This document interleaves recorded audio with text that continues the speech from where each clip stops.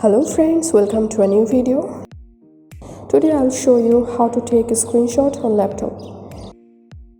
If you are Windows 10 user, then I will show total 3 methods to do it. First method is open search bar and type snipping tool.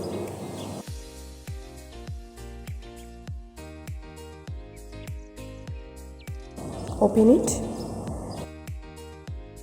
Click on new and select how many display area screenshots you want to take.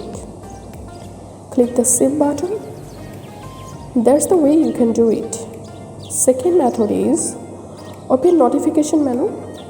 Here you will find this screen snip button. Click on it. Select how many display area screenshots you want to take.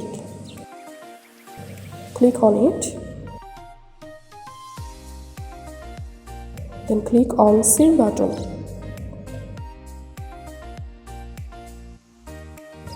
Third method is a keyboard shortcut.